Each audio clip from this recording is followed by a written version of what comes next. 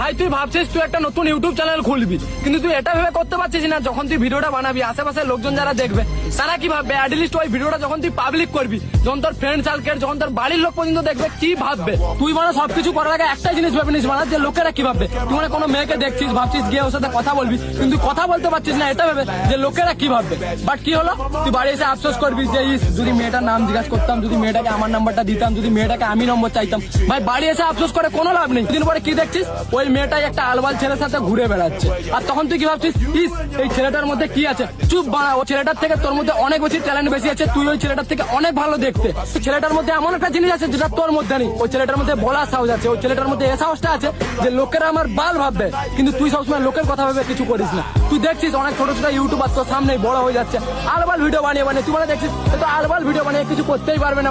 দুদিন পরে দেখছিস সেই সিলভার প্লে বাটন আনপ্যাক করছে, দুদিন পরে দেখছিস সেই গোল্ডেন প্লে বাটন আনপ্যাক করছে। তখন কি ভাবছিস, হায় বাড়া এ বাড়া এত বড় হয়ে গেল। হ্যাঁ ভাই ও করেছে, ওর মধ্যে কোনো ট্যালেন্ট নেই, তোর মধ্যে হাজার ট্যালেন্ট আছে, তুই কর না বাড়া। তুই এটা ভেবে করছিস না লোকেরা কি হবে, লোকেরা কি হবে বাড়া। তুই বল তো যাদের জাজমেন্টের জন্য তুই কিছু করছিস না, আজ থেকে 5-10 বছর পর তারা কি তোর লাইফে কেউ থাকবে? 90% লোক গায়েব হয়ে যাবে। যদি অপমানিত হওয়ার ভয় থাকে না, যদি লোকেরা তোকে নিয়ে মজা করবে এটা যদি তোর ভয় থাকে না, তাহলে মানে তুই মিডিল ক্লাসই থাক। যদি মানে জীবনে কিছু করতে চাস তাহলে আজ থেকে মানে কান বন্ধ করে নে আর মানে ছুট মারা। লোক কি বললো, লোক মা চুদালো, মানে তুই কন্টিনিউ কর।